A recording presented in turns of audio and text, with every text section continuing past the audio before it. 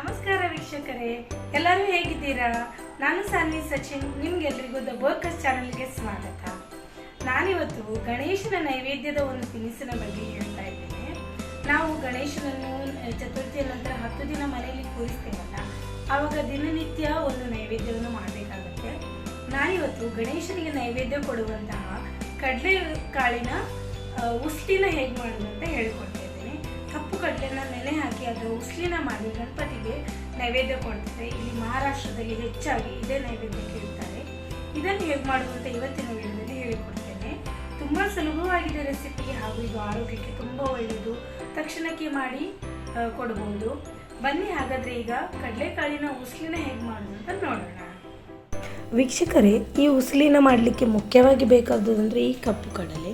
ಈ ಕಪ್ಪು ಕಡಲೆಯನ್ನು ನಾವು 3-4 ಗಂಟೆಗಳ ಕಾಲ ನೀರಲ್ಲಿ ನೆನೆ ಇಟ್ಟು ಆಮೇಲೆ ಬಟ್ಟೆ ಕಟ್ಟೆ ಇಟ್ಟರೆ ಈ ರೀತಿ ಚೆನ್ನಾಗಿ ಮೊಳಕೆ ಬರ್ತದೆ.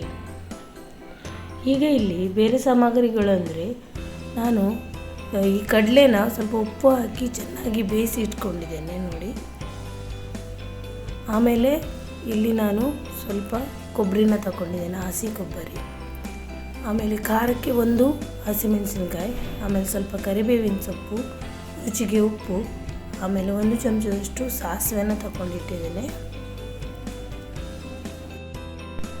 ಈಗ ನೋಡಿ ವೀಕ್ಷಕರೇ, ಇದರ ಒಗ್ಗರಣೆ ಮಾಡುವ. ಈಗ ನಾನು ಒಂದು ಪ್ಯಾನಲ್ಲಿ 2 ಚಮಚದಷ್ಟು ಎಣ್ಣೆನ ಹಾಕ್ಕೊಳ್ತಾ ಇದ್ದೇನೆ. ಯಾವ ಎಣ್ಣೆ ಸಹ ಆಗ್ತದೆ, ಅಡುಗೆಗೆ ಬಳಸೋ ಎಣ್ಣೆ ಬಳಸ್ಬೋದು. ಈ ಎಣ್ಣೆ ಚೆನ್ನಾಗಿ ಬಿಸಿ ಆಗಲಿ ಸ್ವಲ್ಪ ಹೊತ್ತು.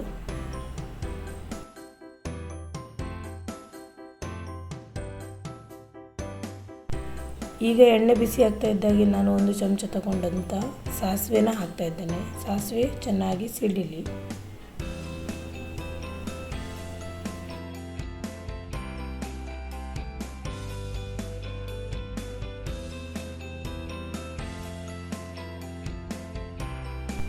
ನೋಡಿ ವೀಕ್ಷಕರೇ, ಸಾಸಿವೆ ಚೆನ್ನಾಗಿ ಸಿಡಿಲಿಕ್ಕೆ ಪ್ರಾರಂಭ ಆಯಿತು.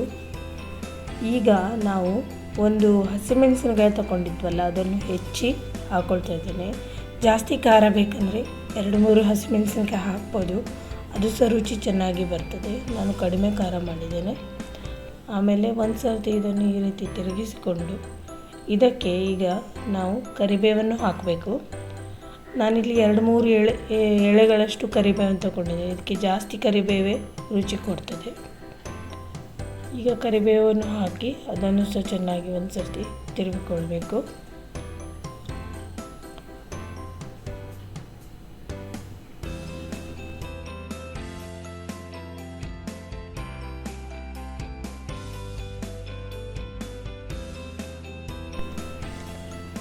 ಈಗ ನಾನಿದಕ್ಕೆ ಬೇಯಿಸಂಥ ಕಡಲೆನ ಸೇರಿಸ್ತಾ ಇದ್ದೇನೆ.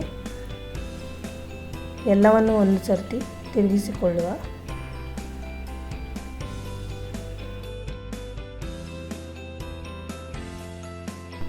ಇಲ್ಲಿ ಮಹಾರಾಷ್ಟ್ರದಲ್ಲಿ ಹೆಚ್ಚಾಗಿ ನೈವೇದ್ಯಕ್ಕೆ ಇದೇ ಪ್ರಸಾದನ ಮಾಡ್ತಾರೆ. ಕಪ್ಪು ಕಡಲೆಯ ಉಸ್ಲಿಯ ಪ್ರಸಾದನೇ ಮಾಡಿ ನೈವೇದ್ಯ ಮಾಡ್ತಾರೆ. ಇದು ನೋಡಿ ತುಂಬ ಸುಲಭವಾಗಿ ಮಾಡ್ಬೋದು, ಹಾಗೂ ಇದು ಮೊಳಕೆ ಕಾಳುಗಳೆಲ್ಲ ಆರೋಗ್ಯಕ್ಕೆ ಸಹ ತುಂಬ ಒಳ್ಳೆಯದು. ಆಮೇಲೆ ಇದರಲ್ಲಿ ಹೆಚ್ಚೇನು ಸಾಮಗ್ರಿಗಳನ್ನು ಬಳಸಬೇಕಾದ ಅವಶ್ಯಕತೆ ಕೂಡ ಇಲ್ಲ. ಈಗ ಚೂರು ರುಚಿಗೆ ಉಪ್ಪು ಹಾಕ್ತಿದ್ದೇನೆ. ನಾನು ಬೇಯಿಸಬೇಕಾದ್ರೆ ಕಡಲೆಗೆ ಉಪ್ಪು ಹಾಕಿದ್ದೆ, ಹಾಗಾಗಿ ಜಾಸ್ತಿ ಉಪ್ಪು ಬೇಕಂತಿಲ್ಲ. ಸ್ವಲ್ಪನೇ ಉಪ್ಪು ಹಾಕಿ ಒಂದು ಸರ್ತಿ ಈ ರೀತಿ ತಿರುಗಿಕೊಳ್ಳುವ.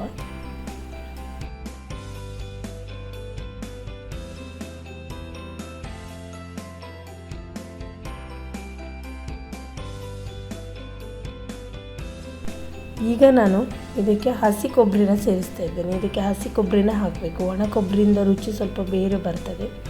ಹಸಿ ಕೊಬ್ಬರಿನ ಸ್ವಲ್ಪ ಹಾಕಿ ಈ ರೀತಿ ತಿರುಗಿಕೊಳ್ಳುವ.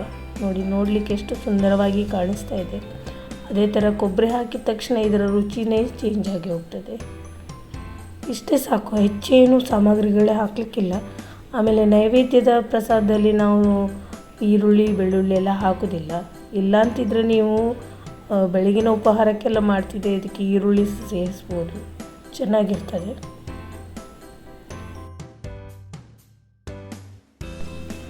ಈಗ ನೋಡಿ ವೀಕ್ಷಕರೇ, ಕಪ್ಪು ಕಡಲೆಯ ಉಸುಲಿ ದಿಢೀರಂತ ತಯಾರಾಗೋಯಿತು.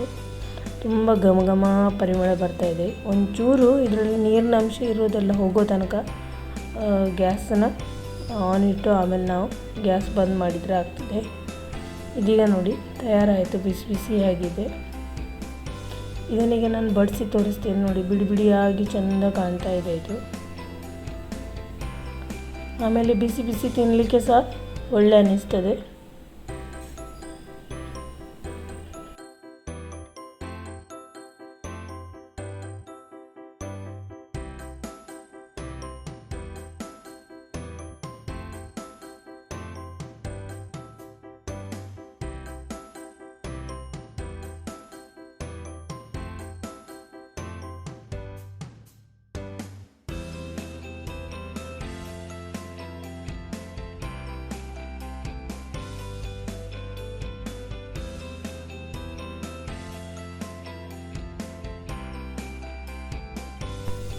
ಈ ಉಸ್ಲಿನ ನೀವು ಉಪವಾಸ ವ್ರತ ಕೈಗೊಂಡಿದ್ದರೆ ಸಹ ಮಾಡಿ ತಿನ್ಬೋದು ನೋಡಿ. ತಕ್ಷಣಕ್ಕೆ ಮಾಡಲಿಕ್ಕಾಗ್ತದೆ, ಆರೋಗ್ಯಕ್ಕೆ ಸಹ ಒಳ್ಳೆಯದು. ಇದು ಪ್ರೋಟೀನ್ನಲ್ಲಿ ಇದರಲ್ಲಿ ತುಂಬ ಪ್ರಮಾಣದಲ್ಲಿದೆ.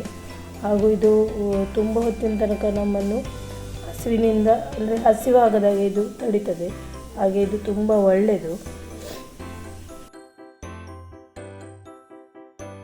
ನೋಡಿದ್ರಲ್ಲ ವೀಕ್ಷಕರೇ, ಕಡಲೆಯ ಉಸ್ಲಿ ಮಾಡೋದು ಎಷ್ಟು ಸುಲಭವಾಗಿತ್ತು ಅಂತ.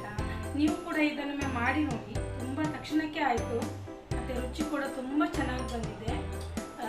ನಮ್ಮ ಈ ರೆಸಿಪಿ ನಿಮಗೆ ಇಷ್ಟ ಆಗಿದ್ದರೆ ಲೈಕ್ ಮಾಡಿ, ಶೇರ್ ಮಾಡಿ, ಕಮೆಂಟ್ ಮಾಡಿ, ಹಾಗೂ ನಮ್ಮ ಚಾನೆಲ್ನ ಸಬ್ಸ್ಕ್ರೈಬ್ ಮಾಡೋದನ್ನು ಮರೆಯಬೇಡಿ.